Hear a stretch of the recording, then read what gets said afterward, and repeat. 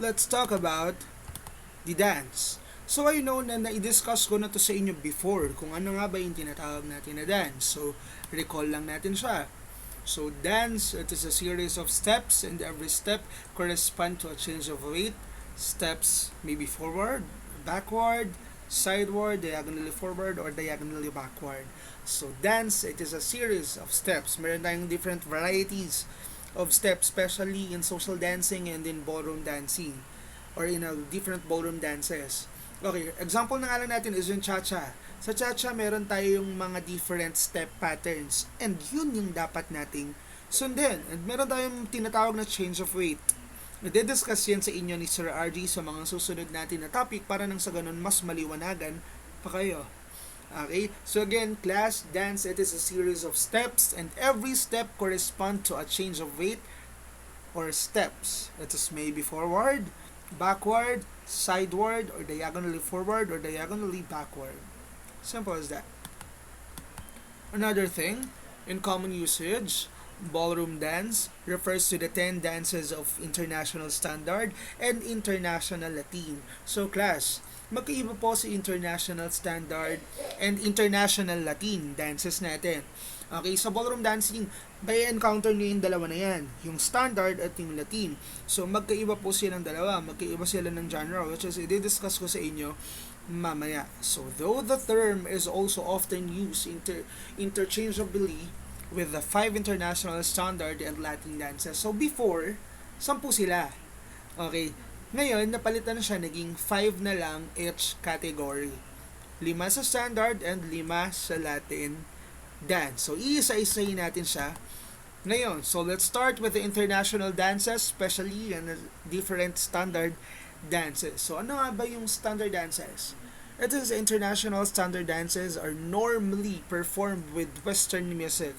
A couple dances counterclockwise around the rectangular floor following the line of the dance. So, I know na familiar na kayo dito dahil kung aware kayo sa mga different programs nyo sa school, meron nang nilalabanan na ganito yung mga students natin o yung mga standard dances na yan. So, ano ba itsura nila? So, ganito. Ayan. So, sa standard dances, ganito po yung itsura ng male dancer. Naka-bow tie, and then naka long tail coats or tuxedos na may kasama pa yung vest paminsan-minsan. As you can see class, sa kanilang kasuotan, very formal, very kagalang-galang yung dating nila, no? Parang ito yung may mga konting romantic side na ng dating ng yung style nila, no? So naka-tuxedo, naka-coat, naka-bow tie. And as you can see, no, sa body nung lalaki, talagang firm na firm or talagang stand straight and then chest out, then smile kung smile. Depende yan sa music na tinutugtog habang tayo ay nagsasayaw. Okay, so kadalasan class, itong standard dances natin is Western music yung ginagamit. Pero ngayon, medyo nagbabago na dahil may mga different musics tayo na o may mga music tayo ngayon na modern na pwede nang isayaw dito sa mga standard dances natin. And then, another thing din, ang ibang music dito sa standard natin is yung mga instrumental such as violins. Ayan, pwede yan. Okay, so that is the costume for standard dances sa lalaki. How about the girls? Yan, ganito. Ganda, di ba? Okay, so the different costume standard dances, especially in female or in a woman, is full gown and heels. So, ganyan po ang kasuotan nila. Naka-full gown. So, Sir RG, pwede po ba yung sobrang bolga dyan na full gown? No. So, syempre, dapat nakikita pa rin yung movements ng feet natin and syempre, dapat nakakagalaw pa rin yung dancers natin o nakakagalaw pa rin tayo ng maayos. And syempre, yung heels, meron tayong heels na dapat suotin for girls. Ito na yung tinatawag nating dancing shoes. Syempre, hindi tayo pwedeng magsuot o yung mga girls natin hindi pwedeng magsuot dito ng sobrang taas na heels. Dancing shoes, syempre yung dapat nilang suotin para comfortable pa rin sa pagsasayaw. Okay? As much as possible dito, kadalasan naman napapanood ko na standard dancers is yung kanilang suot ay hindi masyadong revealing. Kadalasan, ito yung mga suot nila, yung mga tagong-tago, yung mga long sleeves talaga, kagaya ng anong nasa pictures natin. Ito, kagaya nitong na white na ito. 'Di ba? Talagang balot na balot siya, unlike dun sa Latin dances natin na ipapakita ko mamaya yung example. Okay, so class, there are different examples of international standard dances. So, iisa-isahin natin siya ngayon. Okay, pasadahan lang natin siya ng konti. The first one is slow waltz. The slow waltz or the English waltz is the first and perhaps the most famous of the international standard dances. Ito yung pinakasikat na standard dances or international standard dances all over the world. Yung slow waltz natin na tinatawag. So it comes from a traditional Austrian dance called Mathenich. And over time has developed to have many different cultural and competitive variations all over the world. The slow waltz is danced with 28 to 30 beats per minute. So please take note of that. The slow waltz is danced with 28 to 30 beats per minute, making it difficult for dancers to maintain perfect smoothness. Thus, the slow waltz challenges a dancer's core, strength, and balance, and it takes skill to dance so smoothly. So that is slow waltz. Ayan, kung makikita nyo dito sa picture natin, ito yung sinasabi ko sa inyo mga different costumes or different or proper attire when it comes in international standard dances. Next naman natin is what we call tango. So the tango is a very emotional dance and this should be conveyed. Okay, so tango dancers must strive to make a strong connection, must always be staccato. Okay, so class, ano ba yung staccato na yan na tinatawag? So, i-discuss yan sa inyo ni Sir RG pag dumating na tayo doon sa mga different dancing terms when it comes in social dancing. So, class, highlight lang natin. Dito nakita nyo, kinops lock ko dito sa aking presentation, right? So, tango is a very emotional dance and this should be conveyed. Kadalasan dito, ang emotions dapat ng mga dancers natin dito is matapang yung dating or fierce. Should I say fierce na medyo may pagka-sexy ng konti yung kanilang emotion or yung kanilang connection. Dapat meron yung both partners ay dapat merong strong connection na tinatawag. So, one teacher suggests that the movements are very panther-like. So, work action with the music as well as their audience. So, there must be lots of clip movements and on the sharp head, turning and stop. So the hold is different in the tango. The man's left arm is more towards head level.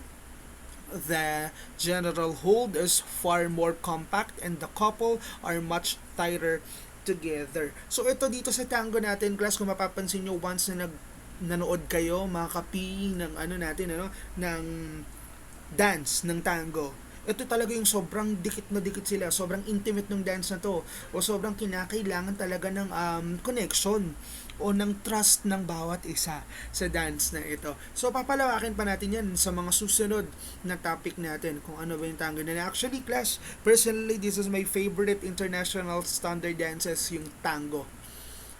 Okay? So syempre, ito yung favorite ni Sir RG at ito rin yung pinakamahirap for me. Okay. So next,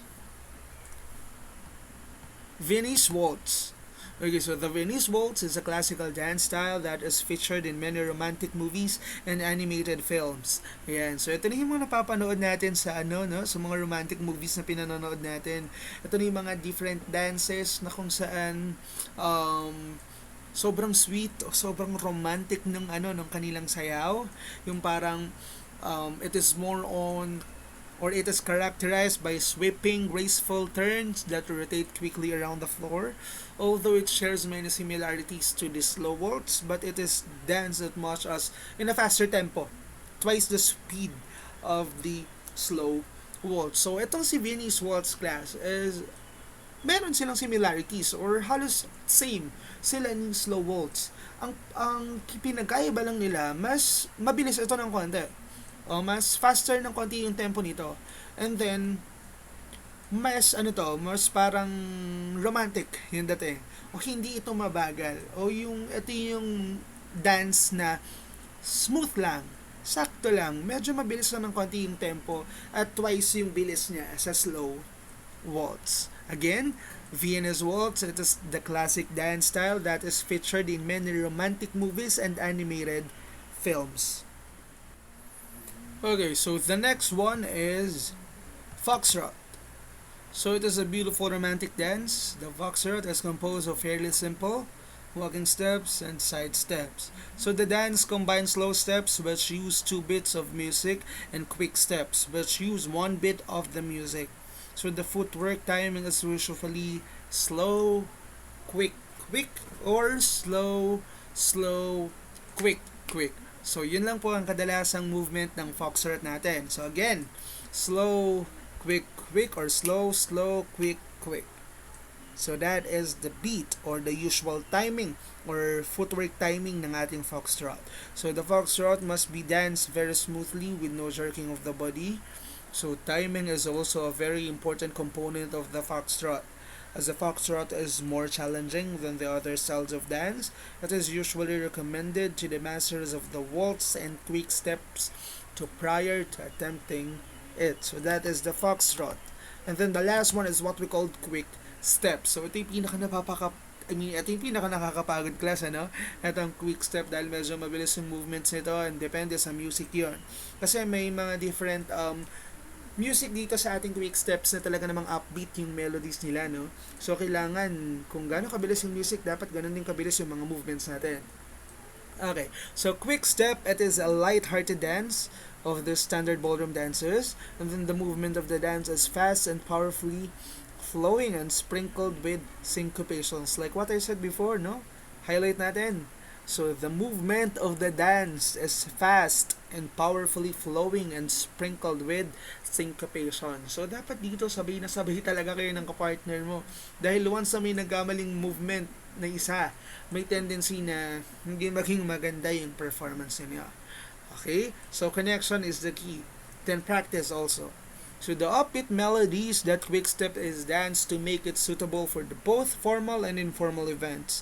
Quick step was developed in the 1920s in New York City and was first danced by Caribbean and African dancers. So yun, na-develop daw si quick step noong 1920s sa New York City, and ito ay unang sineyo ng mga Caribbeans and African dancers. So its origin are in combination of slow foxtrot combined with Charleston.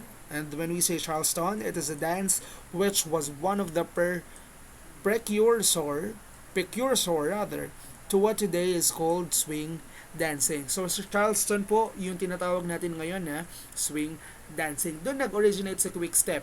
Haldong slow foxtrot and then combined with Charleston o mas kilala natin sa tawag ngayon na swing dancing. Okay, so that is the 5 international standard Latin dance. So unahin ulit natin, mag-start ulit tayo sa una. The first one is the slow waltz, followed by the tango.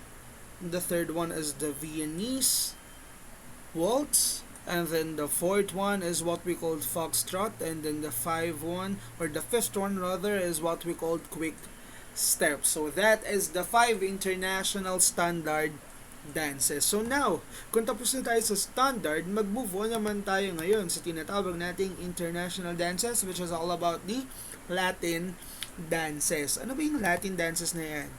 Okay, so class, when we say international Latin dances, it is performed with contemporary Latin American music and with the exception of a few traveling dances.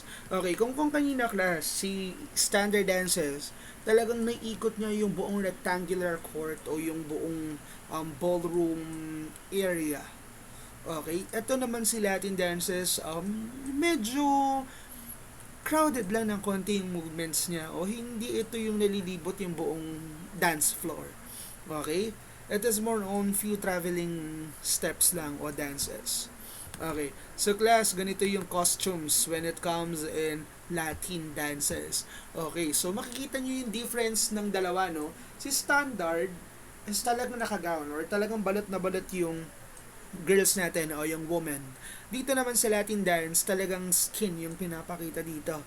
Or yung mismong body shape nung dancer natin. Why? Bakit ganun? Kasi dito si Latin dance class, medyo intimate to ng konti o medyo may pagka-fierce itong sayo na ito. Kaya as much as possible, pinapakita dito yung how the body movements move or how your body move. Okay, talagang aral na aral dito yung galaw mo mismo. Okay, hindi ito kagaya ng standard dance na finesse or na parang pa romantic. Ito yung talagang fierce na dating natin. Another thing din siguro kaya din may ikli yung mga suot nila dahil yun nga, para makita yung proper movement, yung proper body movement, ano?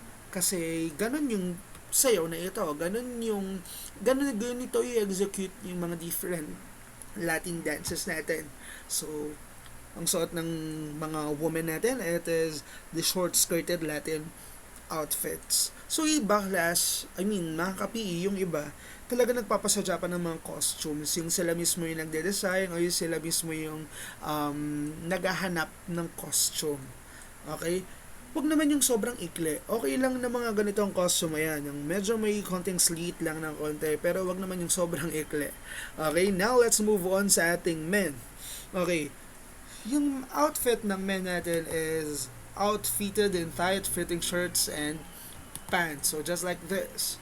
Medyo revealing din ng konti, unlike dun sa standard natin na naka-tuxedo and then naka-long sleeves. Okay, ito ang kadalasang suot natin dito is yung talagang fit na fit sa ating body.